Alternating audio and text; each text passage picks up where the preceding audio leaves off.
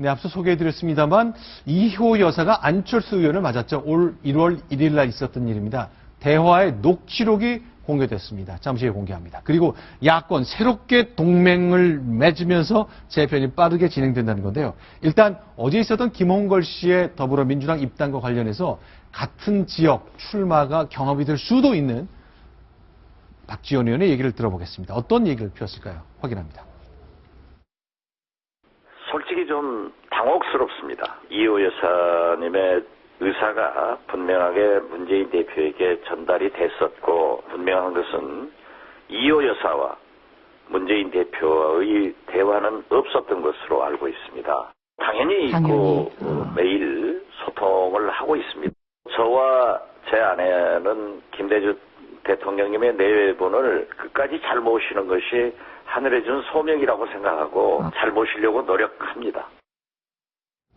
자, DJ의 삼남 김홍걸 교수가 어제 입당했습니다. 더불어민주당과 함께 하기로 했는데 굉장히 사람들이 헷갈려 하거든요. 아버지를 모셨던 오랜 가신들은 전부 다 당을 떠났는데 셋째 아들은 그 당으로 들어갔거든요. 박성원 부국장. 네. 자, 어머니랑 상의하는 게 맞습니까? 아니면 50이 넘은 아들이 정치를 참여하는데 90대 노모와 상의하는 일 어떻게 좀 정리해야 될까요?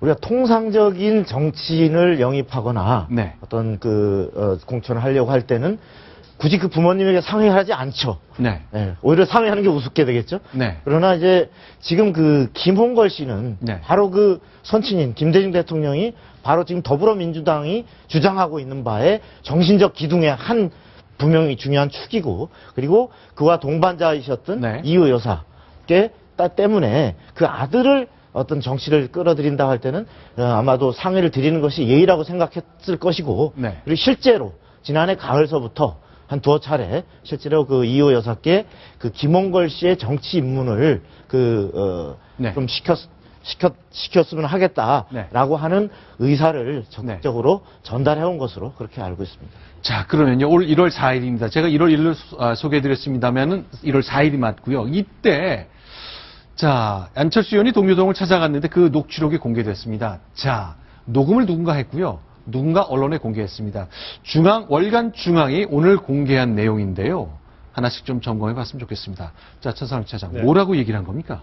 일단 저때 정황을 보면 네. 안철수 의원이 난을 들고 찾아갔었고 네. 20분간 대화를 했고 독대도 했고 네. 그다음에 이호 여사는 차도 대접하면서 굉장히 융숭한 대접을 해줬고 그에 네. 앞서 1월 1일 날 찾아갔던 문재인 대표는 8분간 동안 독대 없이 여러 사람들이 있는 가운데 네네 하면서 끝났다는 거 아니겠습니까? 네. 그 안에 안철수 의원과의 이호 여사의 독대 과정에서 나온 대화 녹취록이 공개가 됐는데 내용은 이렇습니다. 대통령 선거에서 꼭 정권 교체를 하겠습니다. 저는 정권 교체가 되도록 미랄이 되겠다는 마음입니다. 라고 먼저 말을 건넸더니 이호 여사께서 꼭 그렇게 하세요. 라고 응답을 했다는 겁니다. 자, 근데 저게 논란이 되고 중요한 대화라고 여겨지는 것이 사실은 아무도 몰랐던 저 대화, 지금은 우리가 녹취록을 보니까 알지만 그동안 전혀 상반된 얘기가 나왔기 때문에 논란이 컸잖아요. 그 내용도 저희가 좀 정리해 보겠습니다. 네. 사실 먼저 이호 여사께서 좋은 덕담 많이 했고 정권 교체를 위해서 안철수 신당에 힘을 실어줬다는 보도가 나오자마자 네. 이 더민주 쪽과 김홍걸 연세대 겸임교수 쪽에서는 그렇게 아니다. 어떻게 그 어머니의 마음이 안철수 의원 쪽으로 가 있느냐. 그게 아니고 어머니는 그날 듣기만 하셨고 정치적인 다른 말씀은 전혀 안 하셨다. 이렇게 하면서 동교동계의 마음, 이호 여사의 마음이 도대체 누구한테 가 있는 거냐 좀 헷갈리는 상황이 연출이 됐었습니다. 자, 양지열 변호사께 심판을 부탁드리겠습니다. 어느 쪽이 맞는 것 같습니까? 아직 단정할 수는 없습니다만 어떤가요? 아니 이제 이런 곤란한 상황에서 심판은 사실 이제 변호사들, 법조인들은 그냥 드러난 객관적 증거를 가지고 얘기할 수밖에 없고 네. 또 녹취록이 하는 것은 그렇습니다. 둘 중에 네. 대화 상대방 중에 한 사람이 누군가가 녹음을 했을 것 같아요. 네. 그렇게 됐을 때는 어쨌든 합법적인 증거로 보이거든요. 네. 그럼 증거에 따르자면은 지금은 안철수 의원의 말씀이 맞는 것으로 지금 드러난 거죠. 일단은. 근데 저거를 저는 한쪽에서 글쎄요. 네. 저게 유출까지 될 수 있었던 건 아마도 동교동계 쪽에서 누가 네. 얘기를 했을 텐데 그렇다고 동교동계에서 어떤 조직적으로 이거를 만들어서 유출했다기보다는 네. 그쪽에 누군가의 돌발 행동에 가깝지 않을까라는 추측까지만 하기 보겠습니다. 박성원 부국장께 좀 추정을 부탁드리겠습니다. 이게 누가 녹음을 했고 누가 왜 흘렸을까요? 지금 어쨌든 꼭 그렇게 하세요라는 어떤 네. 그 화답, 저 부분이 나온 것을 보면은 사실은 어떤 안철수 의원 쪽, 네. 지금의 국민의당 쪽에서 아무래도 유리한 하나의 증거라면 증거인데, 근데 사실 우리가 의아한 것이 네. 저런 대화를 하면서 안철수 의원 쪽에서 저걸 녹음을 했을까? 네. 그 다음에 더 궁금한 것은 이것을 이호 여사 쪽에 동의 없이 저것을 언론에 네. 저것을 제공을 했을까라고 네. 하는 것을 보면 이것이 꼭 안철수 의원 쪽에서 나온 것이냐, 이 부분도 사실은 장담하기 어려운, 오히려 네. 반대로 이 부분이 자꾸 논란이 되는데 네. 있는 그대로 알려지기를 서로가 지금 막 김홍걸 씨 쪽과 네. 안철수 국민의당 쪽과 서로 의견이 다르니 아마 중간에서 괴로웠던 네. 그 이호 여사 쪽이나 동교동 쪽에서. 동교동 쪽에서 이 부분을 아예 공개한 것이 아닌가, 이런 네. 추정도 가능한 것 같습니다. 네. 저는요, 그렇게 하세요라는 그 표현 있잖아요. 네. 이것이 안철수 쪽에서는 네. 나를 중심으로라는 의미를 담아서 얘기한 거거든요. 그런데 저는 이호 여사께서 과연 당신 중심으로 해가지고 꼭 이라는 의미를 담은 것이 아니라 정권 교체하세요. 야권에서. 라는 의미로 받는 것이 옳은 것이라고 저는 보고 네. 그런 부분에서 논란이 있다 보니까 어느 한쪽에서 자기한테 유리한 국면을 만들기 위해서 그 네. 유리한 국면이라는 건 당연히 안철수 의원 쪽이겠죠. 네. 꼭 그렇게 하세요라는 표현은 안철수 의원 중심으로 네. 라는 의미를 담은 것이라는 식으로 얘기를 할 수밖에 없는데 저는 좀 달리 봅니다. 아하. 그렇게 하세요라는 거는 네. 꼭 정권 개최하세요. 네. 그리고 나중에 아시다시피 이호 여사는 합쳐야 됩니다. 네. 라고 얘기까지 했거든요. 네. 그런 면에서는 그렇게 안철수 의원 중심으로라 표현하는 건 좀 잘못된 것 같고 네. 제일 좋은 방법은 네. 다시 한번 찾아가는 겁니다. 네. 다시 한번 찾아가서 네. 다시 한번 얘기들 절대로 저런 식으로는 얘기 안 할 겁니다 이제. 자, 그러면요, 조금 더 소개드릴 게 있습니다. 자, 박성부 국장께. 네. 네. 아니, 그러니까 이호 여사는 네. 지금 안철수 의원 쪽에서 기대하는 바에 네. 안철수 신당이야말로 새로운 미랄이고 네. 이것이 그야말로 제1야당이 돼서 앞으로 정권교체를 이룩할 주역이다라는 그런 의미로 받아들이고 싶겠지만 네. 정권교체라고 하는 그 자체, 그리고 분열이 돼서는 안 되고 통합을 통해서 네. 반드시 정권교체를 이뤄야 된다라는 건 평소에 이호 여사의 지론이거든요. 네. 그 지론에 입각해서 원론적인, 말하자면 열심히 해서 정권 교체 해달라라는 하나의 당부였을 뿐인, 지금 우리 신미선 대기자님의 네. 그런 해석과 저도 생각이 같이 들고, 네. 다만 이 부분에 대해서 자꾸 이호 여사가 어느 한쪽 편을 드는 것처럼 어떤 비춰지는 이런 부분에 대해서는 동교동 쪽에서도 뭔가 좀 오해를 털고 싶지 않았을까, 이런 생각이 듭니다. 자, 지금 화면 자막에 나옵니다만, 이날요, 이렇게 대북 정책, 햇볕 정책을 계속 내가 유지해 가겠다고 얘기하니까 뭔가 덕담을 한마디 했는데 잘 녹음 후에는 안 들렸고요. 이 얘기했네요. 치료에 보태 쓰시라고 여기 놔두고 갑니다.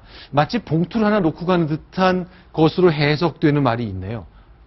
이거 부적절 논란은 따로 없겠죠? 제가 볼 때는 부적절한 논란이 있어도 그걸 네. 드러내고 얘기하기는 어렵겠지만 네. 제가 볼 때는 부적절하다고 봅니다. 제가 볼 때는 예, 어떤 점에서 그렇죠? 예를 들어서 안철수 의원이 새로운 새 정치를 가지고 네. 뜻을 펼치기 위해서 그래도 호남에 지분이 큰 어른을 뵈러 갔는데 네. 물론 치료라는 표현을 쓰긴 했지만 네. 거기다 돈 봉투를 놓고 나왔다는 것이 조금 맞지 않지 않나 그런 생각이 네. 들고요. 이것이 녹취록이 아니었다면 드러나지도 않았을 것이 아닙니까?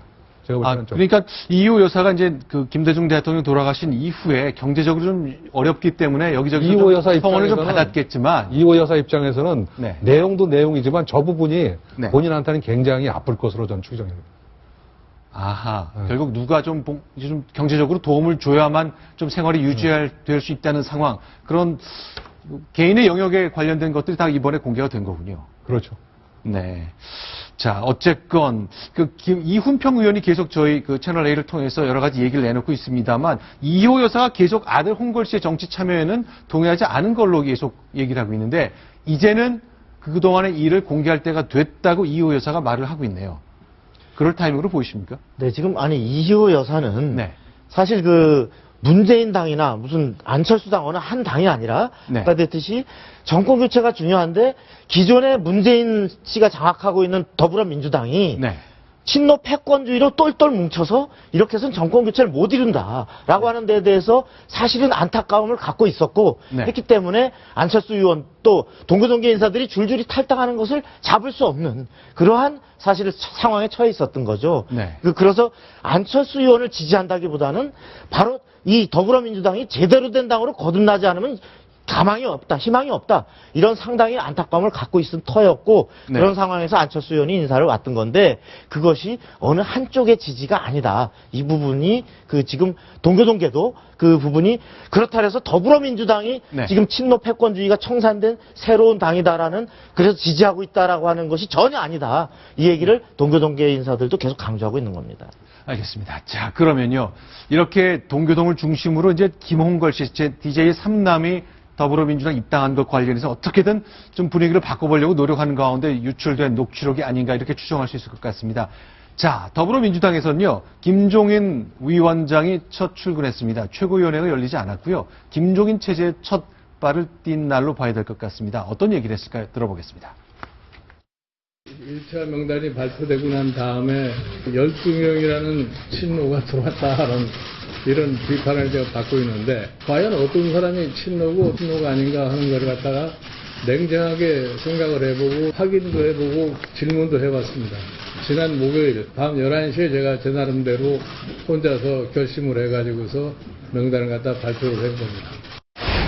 일부 이 야당의 형태를 볼 것 같으면은 의원직이나 엔조이 하는데 만족해가지고서 정치인으로서 해야 할 행동이 아닌 행동을 하신 분들, 이런 분들에 대해서는 당이 단호한 입장을 갖다 견지를 해야 됩니다. 자, 지금 얘기를 보면요. 일단 가장 마지막에 나온 얘기부터 먼저 보겠습니다. 일부 야당을 보니까 의원직이나 엔조이 하면서라는 표현이 굉장히 눈에 띄네요. 네. 국회의원직을 즐기면서 국민들을 섬기는 일에 큰 관심이 없는 것처럼 보이는 것을 내가 보았다고 얘기하는 것 같습니다. 자, 심규선 대기자께 질문 드릴게요. 저 얘기는 어떤 뜻일까요? 물론 뭐 나간 네. 사람들을 얘기하는 것 같은데 네. 저는 요즘 며칠 동안에 네. 저 김종인 위원장의 발언을 보면서 네. 상당히 의아한 그런 대목이 많아요. 아, 어떤 그렇습니까? 왜냐하면 저분은 지금 굉장히 그 나이를 많이 먹고 그 다음에 상황 판단이 뛰어난 것으로서 네. 그 다음에 소신도 있는 것으로 알려져 있는데 네. 지금 저기 더불어민주당에 들어간 이후에는 네. 자신이 가지고 있었던 생각이 어디로 갔는지 네. 모르게 확 바뀌어 버려 가지고 네. 사실은 어떻게 보면 친노 패권자가 누군지 모른다 그러잖아요. 그렇죠. 어떻게 저런 말이 며칠 사이에 나올 수 있는지 네. 사실은 전부 뿌리 뽑고 네. 바꾸고 고치고 드러내기 위해서 들어갔던 양반이 들어간다고 얘기했던 양반이 지금에서는 전혀 그런 사람들이 없다라고 네. 하는 것이 가능한 건지 라는 의미에서 굉장히 의문이 듭니다. 예, 그 지금 저 김종인 위원장의 얘기는 물론 당을 나간 사람들을 겨냥한 것도 있겠지만 네. 1차적으로는 지금 그 단호히 해야 된다 이 얘기는 네. 당내의 네. 그 이른바 그 무리를 일으켰던 네. 그리고 구설에 올랐던 인사들에 대한 단호한 조치 필요성을 얘기하는 것 같습니다. 네. 특히 오늘 그 당 윤리심판원이 열렸거든요. 그렇죠. 이 그 시집 강매 의혹을 받았던 친노의 핵심, 노영민 의원, 네. 그다음에 또 그 아들 그 로스쿨 관련해서 로스쿨에 압력을 넣은 의혹을 받고 있는 신기남 의원. 네. 결론이 어떻게 났습니까? 아직까지는 결론이 아직 나진 않은 상태. 7시 정도에 예. 날 것으로 지금 예, 오늘 예상이 지금 되고 심의를 하고 있고요. 네. 이 부분들이 열리는 날 저 얘기를 했다는 얘기는 네. 뭐 나보고 지금 친노에 휩쓸려서 뭐 그냥 떠밀려 간다. 네. 말이 뭐 계속 바뀌고 있다 이렇게 하는데 그 지금 내 분명히 할 것은 네. 그 잘못된 구설에 올랐던 의원들 척결할 것은 척결하겠다. 네. 그리고 이분 이렇게 엔조이하고 그 국민의 지탄을 받는 것들은 같이 갈 수 없다. 이런 의지를 네. 보여주는 이런 대목으로 좀 해석할 수 있을 것 같습니다. 아, 엔조이란 말은 그러니까 내가 시집을 썼는데 서점에서 안 팔겠지만 일단 출판을 해서 내가 상임위원장으로 있는 기관의 산하기관 불러다가 카드 결제기 사무실에 놓고 네. 하루 이틀 사이에 8천만 원에 가까운 시집을 판 그런 경우를 의원직을 엔조이했다. 그렇습니다. 국회의원의 특권을 누리고 그것을 과도하게 남용하면서 네. 그 많은 지탄을 받았던 인사들 이 부분에 대해서 어떤 앞으로 단호히 대처하겠다 이런 취지로 볼 수 있을 것 같습니다. 자, 그럼 일단 저 자리가요. 문재인 대표가 최고위원 회의를 열어야 되는데 아직 뭐 물러나는 것이 아니기 때문에 현직 당 대표인데 일단 김정은 위원장을 최일선에 내몰아 준 것 같거든요. 권한을 부여하고 자리를 좀 지키도록 힘을 발휘하도록 한 것 같습니다만 어떻습니까? 친노에 대한 거 내가 봤는데 내가 다 봤다. 특별히 뭐 없다. 그리고 이번에 뭐 12명 친노가 끼었다고 하지만 그거 아니다 하고 넘어갔는데요. 네. 친노는 한 명도 두지 않겠다 그랬잖아요. 네. 그 일성과 맞지 않는 것 네. 물론 현실이니까 다 자기 말대로 될 수는 없겠습니다만 평가를 좀 내려주십시오. 그 지금 15명의 그 선대위원 중에 네. 우리가 어제도 분류를 해봤습니다만 오리지널 친노, 그 다음에 네. 친문. 사실 친노와 친문이 어떻게 구별이 되는가는 쉽지 않은데, 거기다 본인이 영입한 범친노, 범친문을 다 합치면 무려 11명이 된다는 분류가 나옵니다. 네. 이 11명이라는 그 일종의 패권이라면 패권이고, 이렇게 공격받을 수 있는 이런 선대위를 안고서 이것이 완전히 친노 없는 선대위다라고 하는 것은 사실 누가 봐도 납득하기 어려운 네. 눈 가리고 아웅이라고 할 수 있기 때문에 네. 이 부분을 정말 김종인 씨가 저 부분을 확실하게 앞으로 친노가 없다라는 걸 보여주려면 당장 단호한 어떤 오늘 이후에 분명한 공천 과정을 통해서 정말 본인의 말을 책임질 수 있어야 되는데 네. 과연 그럴 수 있겠느냐라고 하는 회의적 시각이 아주 많습니다. 자, 두 의원에 대한 윤리심판원의 결정이 내려지는 것, 오늘 저녁 7시가 될 것 같습니다. 얼마 남지 않았거든요. 자, 의원직을 엔조이하는 사람이 많이 있다. 지적을 했습니다. 많은 분들이 자기의 삶을 되돌아봐야 될 때가 된 것 같네요. 자, 지금까지 6가지 소식 정리해봤습니다. 동아일보의 심규선 대기자께는 여기서 인사를 좀 드려야 될 것 같고요. 이제 새로운 패널과 함께 더 얘기를 나눠보겠습니다. 잘 들었습니다. 네. 자,